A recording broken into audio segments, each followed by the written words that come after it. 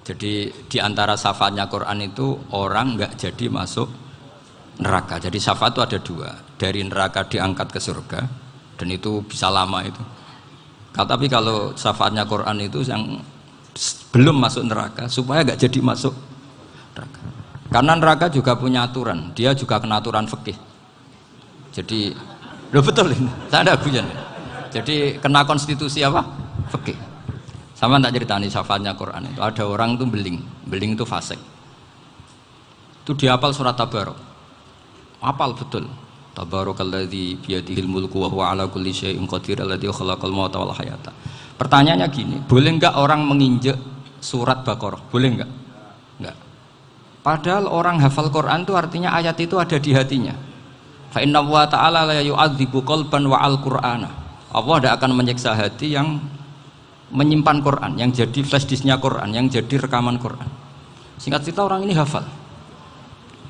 Pas ketemu Mungkar Nakir prosedur kan, ini orang fasik mau diantemin sama Mungkar Nakir.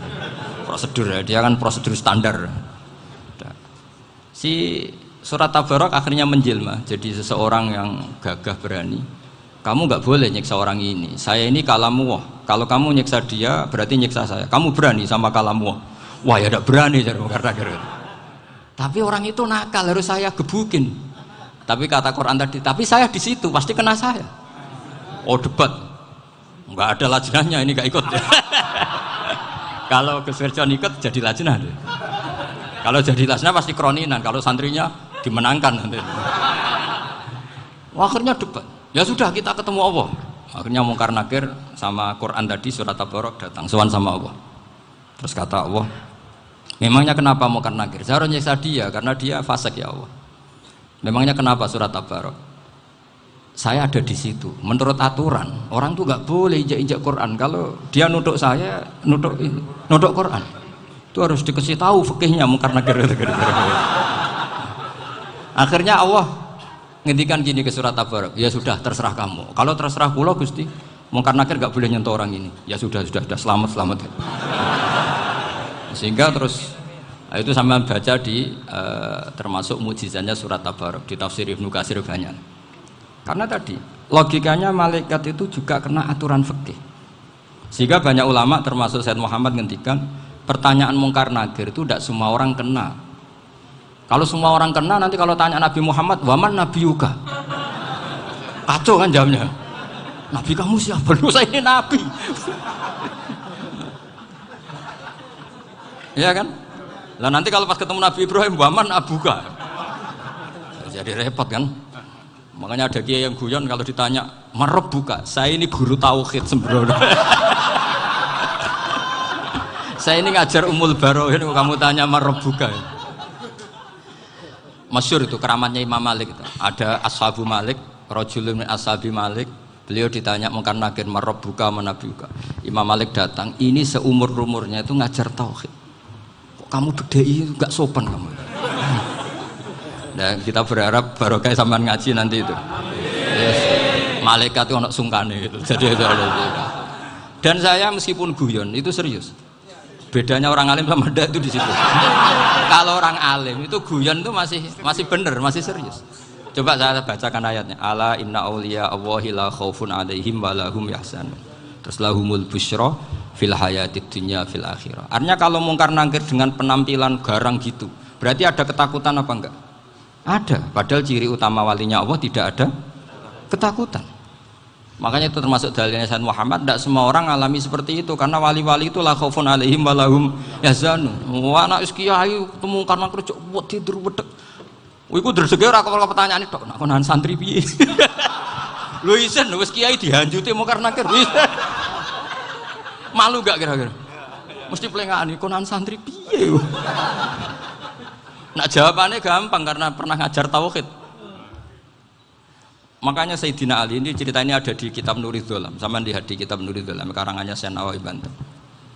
Itu Sayyidina Ali itu ya, andekan orang biasa mungkin ya agak-agak hasut, tapi ini wali gak boleh kamu katakan hasut. Dia itu mangkal sama Umar. Orang kok setiap orang pernah dibentak. Apa dia berani bentak Mungkar Nakir? Penasaran dia. Bagaimana kerengnya Umar itu berlanjut enggak gitu kira-kira. Akhirnya minta, ya Allah saya minta kasyaf. Ya karena yang minta Sayyidina Ali karena mau wajah dituruti sama kasuf. Dilihat Sayyidina Umar pas meninggal itu. Jadi hasud itu ya kadang penting asal baik. Loh betul, bahasa Kanjeng Nabi kadang la hasada illa fisnaten. Itu Nabi bahasakan ya hasad.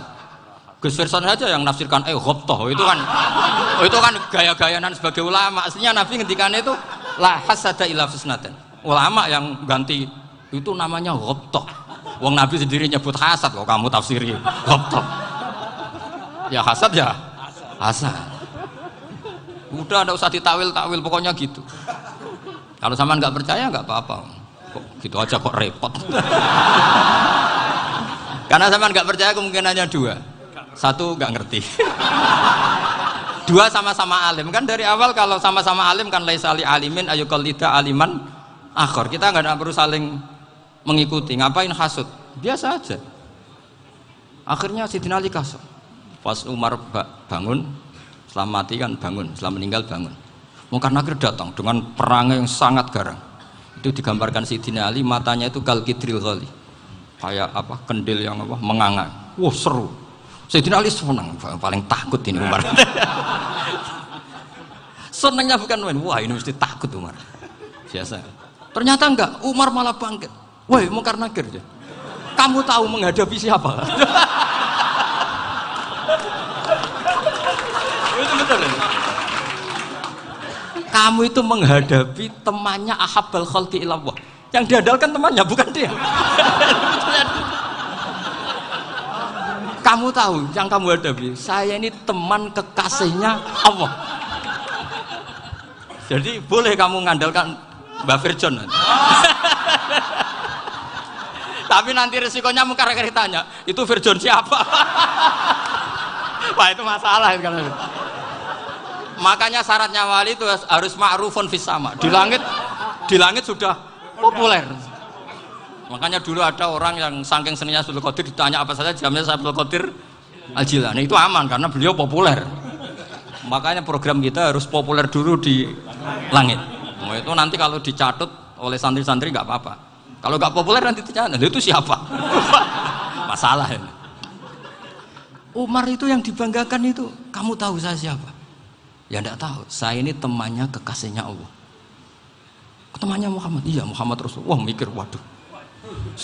Repot. Loh di dunia aja gitu kan temannya presiden, temannya panglima, apalagi ini temannya Sayyidul Awalin wal Akhirin. Di dunia aja bilang temannya presiden, menteri orang sudah takut, apalagi ini temannya Sayyidul Awalin. Hanya Mungkar Nakir terus konfirmasi sama Allah, gimana ya Allah ini ngadepi. Sebetulnya yang diandalkan itu temannya, bukan dia. Wah, akhirnya sama Allah dibilang ya bu, ya sama seorang seperti itu bu yang sopan. Terus semenjak itu Mungkar Nakir itu nggak selalu berpenampilan seperti itu sangat. Jadi semoga itu konsisten sampai nanti.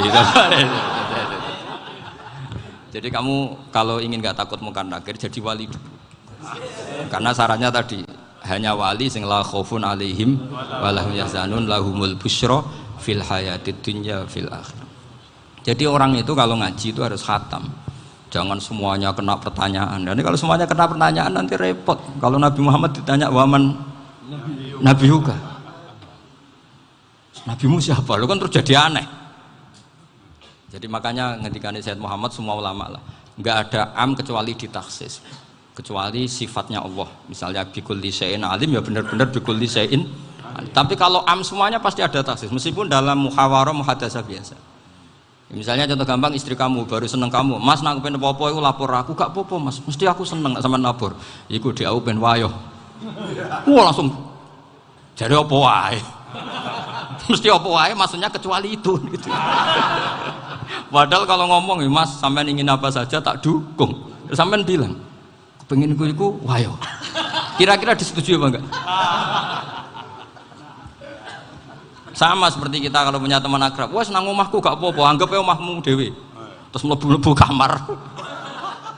Jadi tidak ada am kecuali di taksis. Artinya kalau ada cerita bahwa orang mati pasti ngalami ditanya Mungkar Nakir itu pasti ada am yang di taksis. Itu pasti tidak dialami para anbiya, para auliya. Karena ciri utama wali itu la khaufun alaihim walahum yahzanun. Kemudian saya yang mau cerita ya supaya sampean bisa menghadapi dunia global ini. Tak bawa tafsir Munir termasuk tadi. Kenapa orang Islam Rasulullah SAW itu lebih senang kalau yang menang itu orang Nasrani Romawi ketimbang yang menang itu orang Faris, dalam hal ini ateis. Karena orang ateis itu lebih ngeri. Sebetulnya beberapa penemuan sains, terutama di ilmu medis, itu orang Amerika, kayak cloning. Tapi orang Amerika itu masih dilarang oleh gereja untuk mengaplikasi. Karena nanti bayi cloning itu dipakai suku cadang. Di Amerika masih ditentang oleh fatwa-fatwa agama, baik Islam maupun Kristen. Tapi di Cina itu dipraktekkan, karena nggak ada halangan agama. Di Cina itu biasa ada kondom diolah lagi jadi alat-alat aksesoris. Di Amerika tidak ada karena masih ada agama, masih ada larangan. Sehingga orang Islam itu lebih takut kalau yang menang itu Persia, karena terus cara berpikir ternyata Tuhan itu tidak ada, langit nggak ada perannya. Jadi ketika yang menang Nasrani masih berpikir itu pertolongan Tuhan, meskipun mungkin cara mengatakan Tuhan beda dengan kita. Tapi ada satu kesamaan bahwa kekuatan samawi itu ada. Jadi disebut hulibatir rum fi adnal ardi wa hum min ba'di ghalabihim sahlibun. Di sini diterangkan oleh Syekh Nawawi supaya kamu tidak salah paham. Sebetulnya kamu katakan misalnya wah itu paham liberal, sebenarnya saya tidak tersiksa. Cuma takut yang mengatakan seperti itu cek goblokir atau ngaji gitu. Itu aja masalah saya. Ini saya baca ini karangannya Syekh Nawawi karena tadi kata Mbak Firjon ngaji itu harus sama orang yang bersanad. Saya ini kalah sama beliau itu berkali-kali. Secara nasab saya harus manggil Mbah. Secara silsilah ilmu saya juga kalah lagi. Saya sering disewani sama cucu-cucu Syekhona Khalil. Kiai Siddiq itu termasuk murid dekat beliau Syekhona Khalil. Kalau itu berarti kan Gus Firjon, Ahmad, terus Mbah Siddiq. Mbah Siddiq ngaji Syekhona Khalil. Syekhona Khalil itu pernah ngaji langsung sama Sayyid Zaini Tahlan. Berarti beliau dari Sayyid Zaini Tahlan itu baru generasi kelima. Sementara saya itu sudah ke-7 atau ke-6. Saya, Mbah Mun, Mbah Karim misalnya, Mbah Hashim, Mbah Mahfud Termas, Sayyid Abi Bakar Sato yang ngarangnya Anatul Talibin, baru Sayyid Zaini Tahlan. Berarti saya ke-7, kalah lagi. Tapi untuk jadi wali biasanya cepat saya. Karena syaratnya jadi mbah itu ngalah demi putu. Jadi kalau beliau ngotot, saya dulu Gusti, saya mbahnya. Wah itu mbah yang nggak baik. Pasti jatahnya dikasihkan apa? Cucunya dulu. Makanya Abdul Muthalib itu orang yang dapat wangsit, tapi yang jadi nabi itu cucunya. Jadi dalil saya banyak. Sebenarnya Abdul Muthalib itu sudah sering dapat wangsit. Karena saya bahasakan wahyu, Nabi yang protes, enggak nabi kok dapat wahyu. Tapi sebetulnya Abdul Muthalib itu masyhur. Kalimat-kalimatnya menunjukkan bahwa beliau itu sudah dapat wahyu kalau nanti cucunya itu jadi apa? Nabi. Makanya senangnya bukan main Abdul Muthalib sama Rasulullah. Putu seneng, mbah seneng putu. Jadi mungkin, jadi sampean enggak usah protes loh. Yang jadi wali kok cucunya. Dulu betul. Dulu Mbah Hamid Pasuruan itu kalau Mbah Ahmad Siddiq ke sana, Mbah Hamid Pasuruan kalau manggil Mbah Ahmad Siddiq itu paman. Tapi pamannya minta ijazah ke ponaan. Apa ya gara-gara itu memang. Kalau itu masih berlaku apa? Ngalah tadi. Kayaknya masih apa? Hawane masih. Karena melihat tren-tren langit masih gitu kayaknya masih. Masih itu. Ya, tapi mbahnya tetap dapat jatah, tenang saja nanti. Tapi memang sebaiknya mbah itu legowo. Rasulullah Muhammad SAW itu terkenal min dzurriyyati Ibrahim. Tapi kata Rasulullah, ana dakwatu Ibrahim wa bisyaratu Isa. Aku nganti ngene iki barokah dongane Nabi siapa? Ibrahim. Jadi dongane Nabi Ibrahim dia tiba teng putu. Jadi banyak bukti bahwa jatuhnya ke putu gitu. Tadi saya di kamar sama beliau berduaan. Nih Mbah sing dadi wali dhisik ndi? Aku webah. Cocokan tadi. Nah, kenapa saya akhir-akhir ini gulirkan daftar wali? Kenapa? Saya ini resah ya, orang sudah ingin dicintai pejabat, dicintai tetangga, dicintai teman. Tapi kadang-kadang orang lupa lagi dicintai apa. Makanya saya meskipun guyon, tapi ini amdan, bukan sahwan. Supaya orang punya cita-cita lagi jadi wali, ingin dicintai Allah. Kita ini terlalu lama ingin dicintai makhluk. Mbok ya naik kelas sedikit lah. ingin dicintai Allah Subhanahu wa Ta'ala. Meskipun saya guyon, tapi tadi guyon saya tuh lebih serius ketimbang serius Anda. Karena tak pikir saya tuh kalau pergi itu seneng ngebis, bukan karena saya tidak punya mobil, tapi saya sering mau butuh itu supaya nggak diganggu. Karena saya tuh harus punya waktu sendiri. Kalau bis kan ketemu orang nggak kenal, tapi sekarang ya agak susah, banyak yang kenal. Dan susahnya lagi nggak minta ijazah, minta foto. Aduh, repot tuh. Mau dibenci itu umatnya Rasulullah Shallallahu Alaihi Wasallam. Mau disetujui itu sanatnya mana? Kalau ketemu orang alim minta apa? Foto. Itu nggak ada sanatnya. Nggak tahu saya itu mazhab dari mana itu.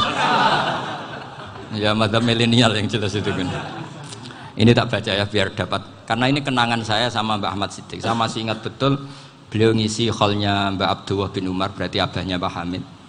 Karena mbah saya itu Fatimah binti Khalid bin Umar, kalau Mbak Hamid itu Hamid bin Abdullah bin Umar.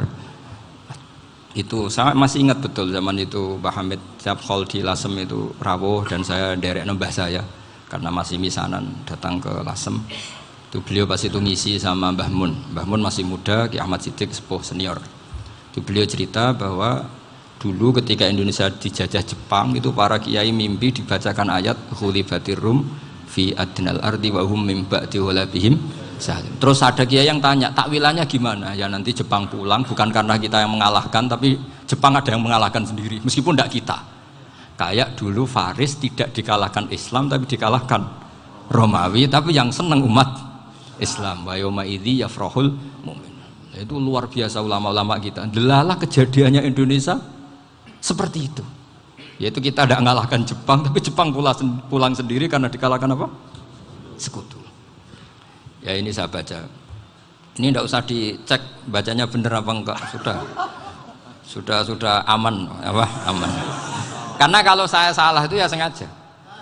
Artinya ya sengaja saja. Ya biasa maksudnya. Saya kemarin ngisi di Pondok Peloso, di Pondok Al Munawir Jogja. Salah itu ada dua, ada salah memang benar-benar salah. Itu enggak apa-apa, bisa dimakfu. Karena mesti sangke wong goblok salah yang terus itu. Ada salah bawaan ilmu, itu repot tuh dadan ini.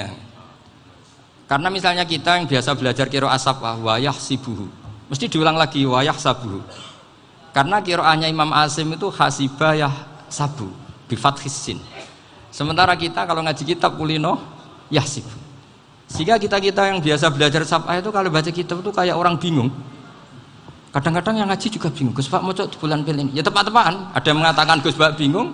Ada yang mengatakan Gus Ba alim alamah, ya tepat-tepatan nasib tadi. Karena memang ya sab'ah memang seperti itu. Misalnya kufuan itu Imam Asim baca kufuan. Tapi beliau punya murid namanya Syu'bah, itu kalau baca kuf'an.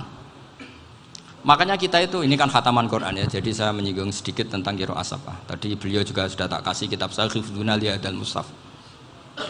Sama tak ajari latihan sab'ah, memang angel ya. Makanya yang nggak bisa itu wong pinter. Sudah tahu angel ya nggak usah diteruskan kan. Orang menghindari barang angel itu pinter apa goblok? Pinter. Berarti wong goblok pinter. Saya tuh makanya sama orang goblok tuh respect. Jadi orang alim tuh angel apa gampang? Angel. Menghindari barang angel pinter apa goblok? Loh, orang menghindari barang angel pinter apa goblok? Pinter. Berarti wong goblok pinter. Jadi saya sama orang-orang goblok itu respect. Sudah tahu jadi orang alim angel ya barang angel ya harus dihindari. Makanya saya ini insya Allah umatnya Nabi yang termasuk yang terbaik. Amin. Karena mencintai umatnya Nabi termasuk yang goblok. Itu tidak gampang itu. Karena tadi sudah tahu ya. Seperti itu loh orang naik panjat pinang itu yang naik karena ingin hadiah. Yang nonton sudah tahu wah licin kok dinaikin mau keplodok ya. Tapi orang sepakat yang nonton juga pinter karena sudah tahu ribet kok. Tuku yang pasar kena lah apa mana. Sama juga gitu. Ngalim tafsir angel, ngalim fikih angel. Tapi karek ngaji ngerekam kan gampang. Itu pinter apa goblok? Pinter. Iya. Makanya kula niku mbok burohno ngono tok. Saya tadi dinasihati Mbak Firjon, muga-muga hati saya selamat. Saya itu meskipun kata orang banyak, muhibbin saya banyak, tapi saya insya Allah tidak riya. Saya itu pakai kitab namanya Tasbitul Fuad, itu karangannya Said Abdul Al-Haddad. Ketika beliau punya muhibin banyak ditanya, bagaimana ya Habib Anda menjaga hati Anda? Jamnya Said Abdul Al-Haddad itu unik. Innama azzamu Allah. Mereka itu sebenarnya menghormati Allah. Cuma butuh sarana, dan itu saya. Jadi saya tahu sampean semua itu mencintai Quran, mencintai sunnah Rasul, mencintai hadis-hadis Rasul. Cuma sampean kan karena nggak paham, terus manfaatkan saya. Jadi sebenarnya saya ini korban. Korban. Jadi saya mau riak gimana? Korban kok mau. Bangganya di mana tuh? Coba sampean misalnya ngaji tafsir, belajar sendiri kan susah. Terkibnya susah, maknanya susah. Bahkan beli kitabnya kadang nggak kuat. Loh, untuk jadi alim tafsir itu kan harus beli kitab. Loh, saya sering belajar kitab itu jutaan.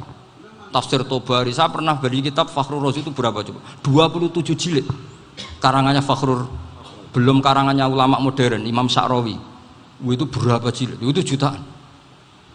Saya kemarin juga dihadiahi kitab Pak Quraish Shihab namanya Faidul Bari fi Syarhil Bukhari. Pak Quraish Shihab yang terkenal. Dia sering diskusi sama saya. Saya ngasih hadiah beliau ngasih hadiah saya. Oh, itu harganya nggak kuat. Dadak kuat kadang di Indonesia nggak ada coba. Dan sama orang hebat menghindari kesulitan itu. Nah, kesulitan itu sebab ngaji ikut, kalau nggak paham dirukok rekamannya sudah gitu. Pinter mana sampean sama saya? Pinter sampean kan? Bikin sosis susah, beli aja kok repot kan. Nah, makanya nggak boleh orang bilang, wah aku goblok reso tafsir, aku wong pinter. Makanya nanti kalau saya ketemu Nabi tidak termasuk orang yang mentahkir orang Islam. Kafa bil mari isman ayah kira akhahul muslim. Jadi cukup orang itu dosa kalau menyepelekan orang Islam, termasuk darani sampean goblok itu dosa. Caranya enggak darani goblok ya tadi di logika tadi. Alim itu angel. Ngendari angel itu pintar. Berarti wong bodoh pintar ya sudah gitu. Tapi tetap bodoh. Tapi ini satu cara untuk saya respect gitu. Coba orang yang ngaji tafsir saya banyak, mungkin ribuan. Itu sebetulnya mencintai Quran. Karena Quran adalah kitab suci yang panduannya umat Islam. Sangat mencintai Quran. Terus kemudian mereka nggak paham. Terus mencari orang yang memahamkan. Burono lah cara Jawane ini. Terus keren saya itu di mana coba?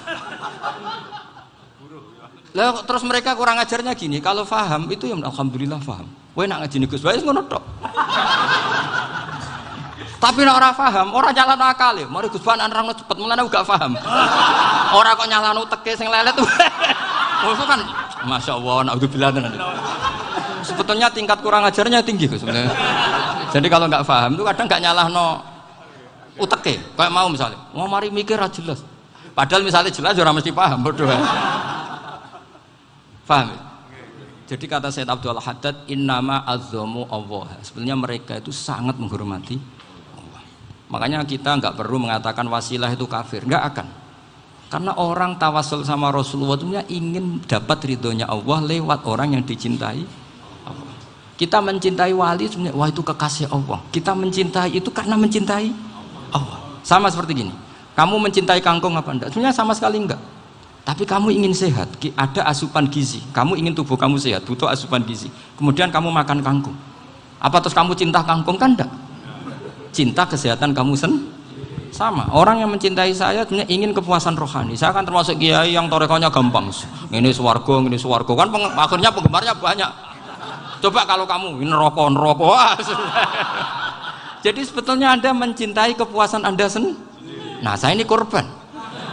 Makanya untuk masuk surga cepat saya, korban itu cepat. Da'watul mazlum la turaddu kan gitu.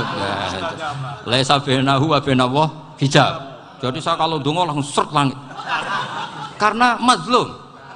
Saya sinau tafsir itu, Pak, sampean bayangkan ada tafsir itu sudah 27 jilid. Sengarang Fakhrur Razi itu bulatnya bukan main. Karena dia ahli filsafat. Bulatnya Masya Allah.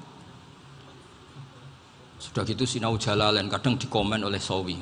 Sudah kita percaya Jalalain boleh dibuli Sawi. Percaya Sawi dikandani, oh iku Maliki Rasafi. Oh, ribet.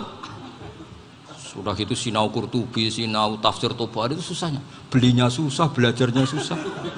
Padahal saya punya keluarga, punya istri, punya anak. Bayangkan kalau istri saya rewel kayak istri sampean.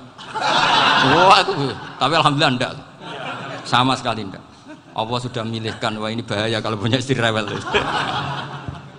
Imam Sibawai itu kitabnya banyak, tapi yang terbukukan hanya kitab Sibawai. Karena beliau kalau sudah belajar lupa istri. Hanya pas beliau di pasar, kitabnya dibakar semua sama istrinya. Karena dianggap saingannya. Ternyata yang dicerai tidak kitabnya, malah istrinya.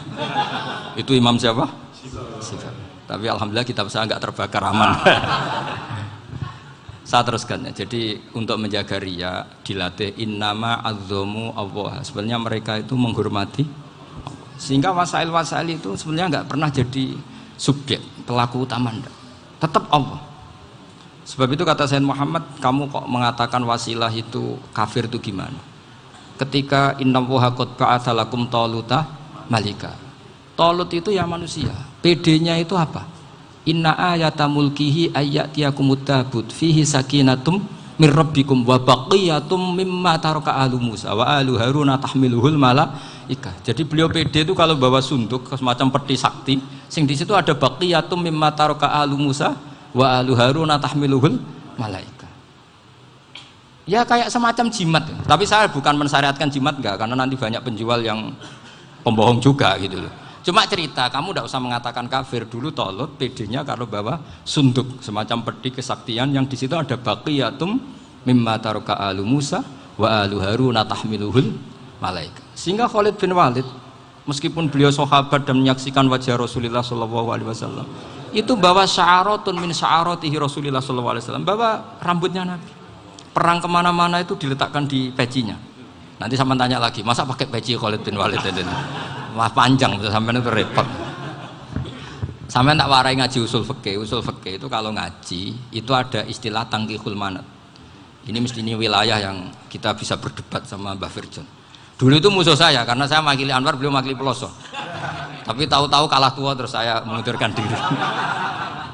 Di fikih itu ada istilah, ada tangkihul manat, ada tahqiqul manat, ada tangkihul manat. Tangkih itu kira-kira gini, lafadz hadis itu dibuang sekian untuk tahu bahwa itu madarul hukmi. Misalnya gini, tak beri contoh paling gampang. Sama harus paham, kalau nggak paham nggak pinter-pinter. Ja'a a'rabiyun ila Rasulillah sallallahu alaihi wasallam. Ya karena ini menghormati Mbah Ahmad Siddiq, saya orang alim, jadi ngaji ini tetap ada suasana alim. Ya harus ada suasana alim. Nggak perlu jadi orang alim tadi susah. Sudah ngindari susah itu pintar. Sudah itu aja. Jadi orang alim susah, ngindari barang susah pintar. Berarti orang tidak alim pintar. Nah, meskipun tetap sudah kita itu pegangi sampai mati nanti. Loh, jadi orang alim itu repot. Itu kata Imam Ghazali, kalau orang alim kalau mau masuk surga itu sama Allah nggak boleh. Kif, kamu nggak boleh langsung masuk surga. Coba cari umat kamu, syafaati dulu. Nah, saya takut nyari sampean nggak bisa kembali. Saya tidak punya rencana itu. Pokoknya mau masuk. Golek sampean aduan balik raroh dewe, wah repot nanti saya. Berat jadi orang alim itu berat. Ya saya teruskan ya. Ada tangkihul manat. Ja'a a'rabiyun ila Rasulillah sallallahu alaihi wasallam.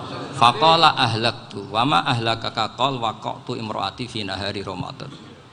Ya sidang kita, saya ini rusak ya Rasulullah. Kenapa? Karena saya menjima istri saya fi nahari Ramadan. Terus kata Nabi, kamu harus bayar kafarah. Napa Nabi kafarah? Puasa 2 bulan. Wong baru 1 hari aja terjadi gitu kok disuruh puasa 2 bulan. Ya tidak kuat ya Rasulullah. Baru berapa hari saya puasa aja kecelakaan seperti itu. Apalagi kalau sampai 2 bulan. Enggak ya Rasulullah. Ya sudah kalau gitu kamu pertama ngasih makan apa? Itku rokobah kan, pertama merdekakan budak. Tapi kan sekarang nggak ada budak makanya. Terus sekarang langsung puasa. Wah ini nggak bisa semua. Ya sudah ngasih makan orang 60. Kasihkan siapa ya Rasul? Ya orang fakir. Saya ini paling fakir. Di kampung saya ini orang paling fakir. Jadi mulai dulu orang fakir itu hubungan suami istri itu paling lancar. Mulai dulu. Makanya orang fakir itu anaknya banyak. Karena hiburannya hanya itu. Wong Ramadan aja. Coba mau ke ATM nggak punya uang, mau antri di bank nggak punya, mau apa coba? Itu mulai dulu. Ini sanatnya mutasil. Wah, akhirnya sudah sanksinya kan tadi ya idku rokobah atau puasa 2 bulan berturut-turut atau ngasih makan 60 orang miskin. Lalu kata ahli usul fikih, kata A'rabi dibuang, nggak menjadi catatan hukum. Orang kota pun kalau melakukan itu juga kena sanksi yang sama. Imro'atahu juga dibuang. Andai kan itu dilakukan untuk amatnya juga ketentuannya sama. Nah sekarang perdebatan antara Imam Syafi'i dan Imam Malik begini. Sekarang pertanyaan gini, jima istri itu hukumnya boleh apa haram? Boleh kan? Lalu kalau ada orang tanpa udzur kemudian makan siang-siang, cara Imam Malik hukumnya sama, harus kena sanksi yang sama. Karena sama-sama hadku hurmati Ramadan bi ghairi udzrin syar'iyyin. Sama-sama merusak hukum Ramadan tanpa udzur syar'i. Lo jima itu tidak zina. Kan hukumnya jaiz. Nah, sekarang makan hukumnya jaiz, harusnya juga kena ketentuan yang sama. Cara pikirannya Imam Malik. Nah, alhamdulillah Imam Syafi'i gak setuju. Wah, cara setuju repot. Bahkan orang-orang Syafi'i sudah punya khilaf, kalau gitu minum dulu. Iya, biar iftarnya pakai minum. Setelah minum baru jima kan. Ini sudah menyiapkan khilafnya. Ini khas Syafi'i ini, bongsong rekayasa hukum. Nanti bisa belajar jauh cara ngakali hukum. Makanya guyonan yang masyhur Gus Dur itu gitu. Ada seorang kiai atau Gus lah, ya punya salah, namanya manusia kan punya salah, entah cangkruk entah apa, pokoknya punya salah. Ada wartawan yang ngiranya semua kiai itu orang suci, sehingga tanya sama Gus Dur, Gus itu ada kiai kok, ya pokoknya salah lah. Tapi jangan bayangkan dosa besar, enggak, kecil-kecil aja. Itu gimana itu? Padahal kiai kan orang suci. Jawabnya Gus Dur lucu. Ya justru yang boleh salah itu para kiai. Kalau kamu nggak boleh. Loh, kok bisa Gus? Karena mereka tahu caranya tobat. Repot. Kalau kamu nggak tahu caranya. Sama pelanggaran hukum itu ya harus pakar-pakar hukum. Itu yang tahu caranya rekayasa. Kalau kamu ya kena pasal kan ya. Jadi kamu jangan niru saya ini punya sekian cara untuk nah, itu namanya khilah. Makanya kata Sayyid Muhammad, kamu tidak usah anti khilah, karena Abu Hanifah itu membolehkan khilah, kitabul khiyal. Yang penting kamu soleh dulu, setelah soleh nanti Allah maklumi. Soleh dulu, syaratnya soleh dulu. Kalau tidak soleh jangan. Contohnya gini, ada orang mau puasa lemes sekali, mau makan, gampang. Kalau langsung makan kan kayak hadku hormati Ramadan biwiri udrin syar'iyyin. Aku langsung mau jembera sowan Mbah Firjon. Sudah status saya apa? Musafir. Ya sudah, berangkat aja sampai Tuban makan. Nanti kalau nggak jadi ya nggak apa-apa sudah. Kan mulai pergi sudah musafir. Saya tidak tahu nanti malaikat tertarik gebuki nggak tahu. Tapi itu ada khilahnya, asal soleh. Karena kata Sayyid Muhammad dan semua kitab mengatakan itu. Kalau sama nggak tahu ya kebablasan. Nabi Ayub, nabi yang terkenal Gudiken itu siapa? Ayub ya. Nah, itu yang Israiliyatnya kan seru lah. Gudiken dikukur bek kreweng itu terlalu lah kalau itu. Untuk kreweng konti ning Arab ora kreweng itu sudah masalah itu. Singkat cerita, Nabi Ayub ketika diasingkan kaumnya itu kan nggak punya sumber makanan. Lah orang lelaki itu mulai dulu egois. Istrinya Nabi Ayub itu cantik sekali, udah cantik, rambutnya bagus. Makanya kamu nggak usah tanya kenapa istrinya Kiai banyak yang cantik. Ya, warasatul anbiya, nggak boleh gitu. Kalau nggak cantik ya warasatul anbiya dari segi balak. Istrinya Nabi itu semuanya cantik. Nggak usah tanya sebabnya apa, pokoknya gitu, semuanya cantik. Singkat cerita, beberapa kali istrinya Nabi Ayub itu kerja demi bisa nafkahi Nabi siapa? Suatu saat itu tidak ada pekerjaan yang cukup untuk beli roti. Satu-satunya peluang dapat rezeki itu putrinya raja itu rambutnya berondoli. Terus ada sayembara siapa yang rambutnya bagus mau dibeli. Sampai rambutnya istrinya Nabi Ayub itu dijual. Nabi Ayub tersinggung karena itu mengurangi kecantikan. Jadi lelaki mulai dulu gitu. Udah nggak urun kalau istrinya nggak cantik itu komplain. Itu khasnya lelaki. Jadi kalau kamu gitu ada sanadnya juga, tenang saja ya. Komplain ya pegawaian itu. Saking mangkelnya Nabi Ayub terus ngendikan la adriban naki mi'ata sautin. Kamu akan saya pukuli dengan mi'ata sautin atau dengan 100 cambukan. Atau mi'ata dikhtin atau mi'ata apalah sesuai konteks zaman itu. Engko namanya pecut tuku konti kok ribet lagi. Singkat cerita akhirnya ketahuan bahwa istrinya menjual itu demi Nabi Ayub.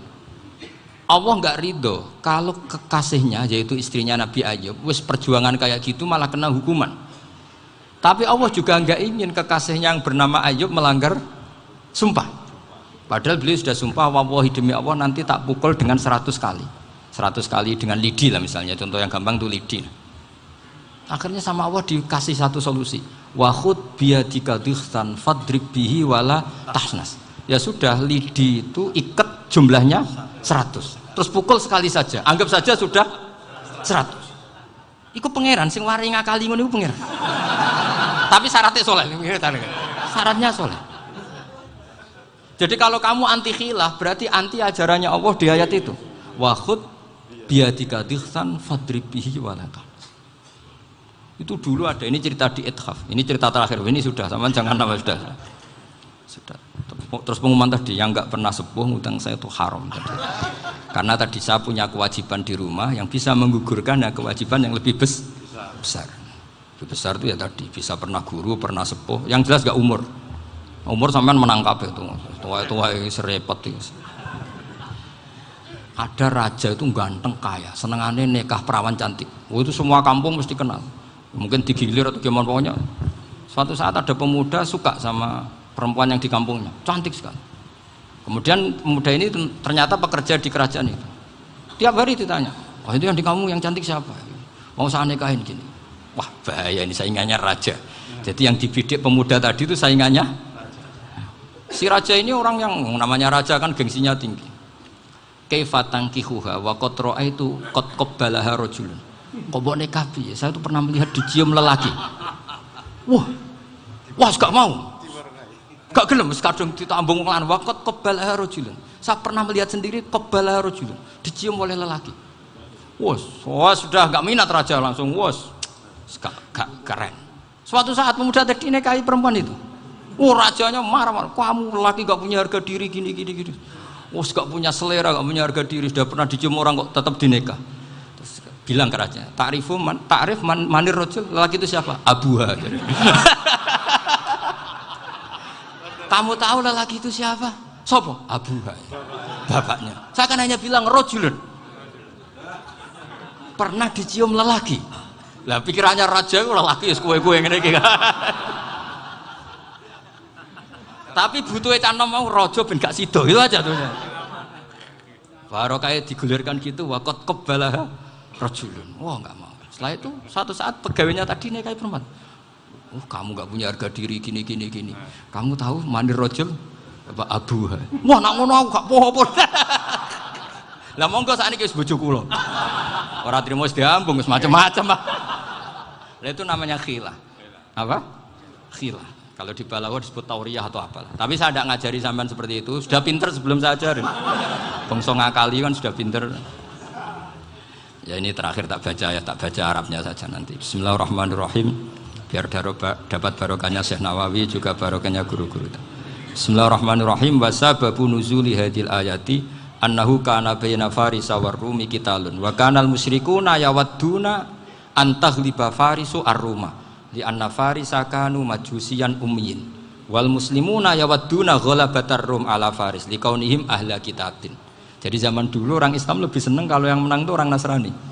Kalau bandingannya ateis, karena bagaimanapun percaya kekuatan langit. Sementara orang ateis sama sekali tidak percaya kekuatan. Apapun bedanya kita dengan Nasrani itu ada kesamaan, yaitu percaya adanya kekuatan langit. Sehingga ketika orang Romawi kalah itu orang Islam ikut susah. Paham ya? Makanya ini tak baca biar sampean nggak macam-macam pikirannya. Fab'atha Kisra saat terusnya, ya pokoknya seperti itu. Akhirnya Rasulullah SAW berdoa lebih senang yang menang itu Rom karena ahli kitab.